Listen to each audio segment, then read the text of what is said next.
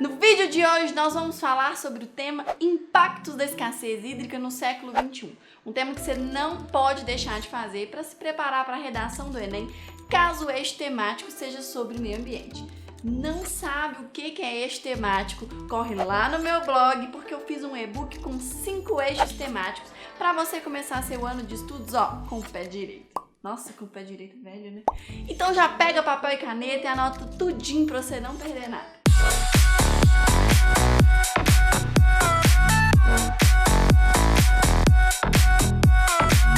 Hoje nós vamos debater sobre o tema impactos da escassez hídrica no século XXI. Debater, né? Porque eu tô aqui, você tá aí, então eu vou falar sozinha. Eu vou te contar tudo sobre esse assunto e você pode deixar nos comentários suas dúvidas. Então olha só, você precisa aprender a analisar a frase temática. Com ela você vai conseguir encontrar a direção argumentativa que você precisa seguir.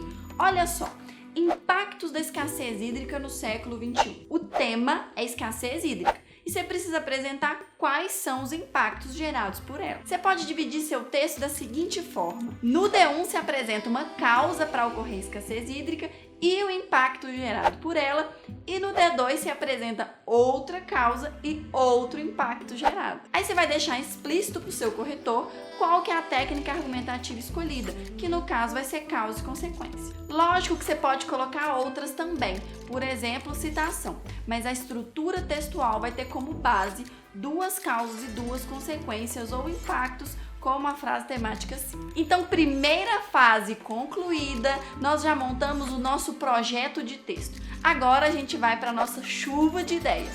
Como primeira causa, a gente pode colocar o consumismo exacerbado incentivado pela indústria da moda. A forma como somos incentivados a comprar roupas, bens de consumo, faz com que a depredação do meio ambiente ocorra de forma avassaladora. Aí a gente pode usar o conceito de água virtual. Não sabe o que é isso? Já anota aí. Água virtual é um conceito utilizado para fazer referência à quantidade de água utilizada de forma direta ou indireta na produção de algum bem ou serviço. É, na verdade, o indicador da água que vai ser necessário no processo de algo. É importante lembrar que esse conceito não se refere à água que a gente utiliza no nosso dia a dia, por exemplo, para beber, para tomar banho, para lavar roupa e etc. E aí, como consequência desse gasto excessivo de água, a gente pode citar a redução de terras agricultáveis, a exemplo do que já ocorre na China, que sofre com escassez hídrica e com erosão de solos. O problema dessa redução é a diminuição da oferta de alimentos e o consequente aumento de preço deles. Então vamos para o nosso desenvolvimento 2. Comece ele com uma conjunção de soma, afinal de contas você vai adicionar outro fator que impulsiona a escassez hídrica. Aí você pode usar, por exemplo, somado a isso, além disso ou ademais. Então escolha um e já apresente sua causa 2, que pode ser o desmatamento e a poluição de rios e mananciais.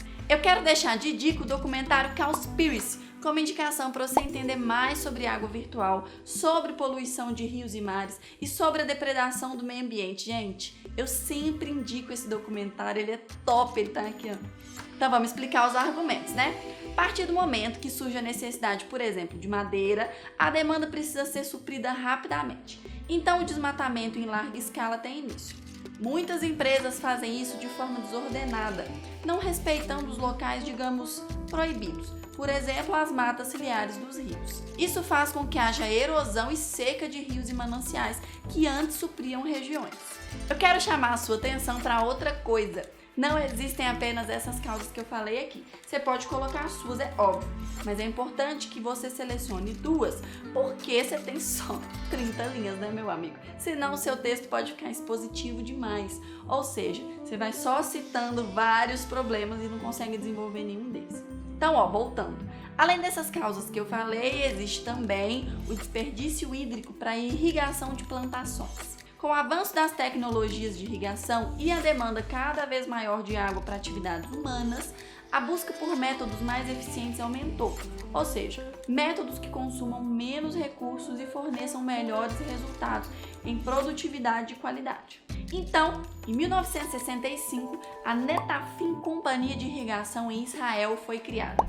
Devido ao ambiente árido, houve um maciço investimento em estudos para a criação de um sistema eficiente de utilização de água para plantações. Aí, a técnica de gotejamento foi criada e tem ganhado espaço, principalmente nos últimos 15 anos. A serventia dessa técnica é bem maior, porque irriga por gotas pontuais a raiz da planta. Enfim, você não precisa entender as minúcias dessa técnica para redação. Você só precisa saber que esse método economiza água e aqui no Brasil não é utilizada por todos os agricultores. Estranho, não? Por que eles não mudam? Porque gera gasto trocar aquela irrigação tradicional, que é a de aspersão, aquela que fica jorrando água pro alto, sabe? Eu encontrei vários textos na internet afirmando que esse tipo de irrigação beneficia o agricultor porque aumenta os lucros. Mas será que esses especialistas não pensam que é importante citar que há uma alta taxa de evaporação da água e arraste dela pelo vento? Isso aumenta o gasto e o desperdício. E eu já ouvi também algumas pessoas da área falarem que essa água que evapora, vai para as nuvens, depois cai em forma de chuva. Mas, meu amigo, qual que é a necessidade de gastá-la? Se existe o sistema de gotejamento que economiza água e ele sim aumenta a produtividade. Então, você já apresentou sua causa 2 no D2, agora você deve apresentar sua consequência 2. Você pode colocar, por exemplo, que esse uso excessivo da água da irrigação e o desmatamento das matas ciliares, que gera a erosão e a seca de mananciais, nós temos uma situação de escassez hídrica em várias regiões do mundo. Quando falta água, a sociedade é atingida, você concorda, né? Então, como que a gente vai conseguir tratar doenças, por exemplo, a dengue? O paciente que tem dengue precisa ingerir muito líquido, mas isso seria um pouco inviável em um cenário de seca. Então, como consequência 2, você pode colocar dificuldade para tratar várias doenças, o que ocasiona mortes e caos social. Eu quero indicar também 2 filmes que retratam cenários pós-apocalípticos de escassez hídrica. O primeiro, Livro de Eli, e o segundo, Mad Max, Estrada da Fúria. Qualquer um dos dois que você citar na sua redação, lógico que relacionando ao tema e à consequência, você vai se dar bem. Deixa eu contar só uma sinopse dos dois pra você, porque eu sei que muitos ficam com preguiça de assistir. Mas pensa comigo, é uma deixa pra você chamar o crush, né? Imagina só. Oi, gato. Bora assistir ao filme Livro de Eli? Você não precisa contar pro crush que eu indiquei o filme justamente para você colocar na sua redação. Mas aí você já une o útil ao agradável, né, amigo? Então vamos à sinopse. O filme e o livro de Eli mostram o que restou do mundo depois de 30 anos após a última guerra. Um cenário de seca, pessoas que fazem de tudo por água e alimento. Além disso, o filme mostra uma nova forma de domínio. Quem possui o poderio do recurso hídrico se torna o líder. A ideia do filme Mad Max é semelhante, mas com mais ação. O cenário do filme é um deserto, onde gasolina e água são bens valiosíssimos, e a gente também tem um tirano que detém o poder da água. Logo, esse tiranão controla as pessoas. Gente, esse filme foi classificado por muitos críticos como o melhor filme de 2015 e é considerado um dos melhores filmes de ação já feitos. Chamou a atenção por vários fatores, como direção, roteiro, fotografia, elenco, sequência de ação, e é sem dúvida um dos meus filmes preferidos da vida. Também tá aqui, mas você não precisa colocar um resumo dele na sua redação. Com no máximo 3 linhas, você já passa a ideia necessária sobre ele e relaciona ao seu argumento. E aí para refletir, assistir a esses filmes e ao documentário Cowspiracy é aprender e ter um momento de lazer ao mesmo tempo. Então, a partir de hoje, comece a pensar em formas de usar as músicas que você gosta na sua redação, os filmes, as séries, tudo do seu universo vira repertório. Você não precisa ficar preso a filósofos, porque por mais que isso também conte como repertório para sua competência 2, você pode usar as coisas que você gosta, né? Então, olha só, no vídeo de hoje eu foquei na competência 3, argumentação e projeto de texto, e na competência 2, técnicas argumentativas e repertório. E é assim que eu vou fazer nos vídeos sobre debate de temas. Em cada vídeo eu vou focar num ponto específico. Hoje eu não vou falar explicitamente sobre proposta de intervenção, mas quem prestou atenção em tudo que eu falei e anotou tudinho, conseguiu pescar uma proposta para acabar com o desperdício hídrico nas plantações.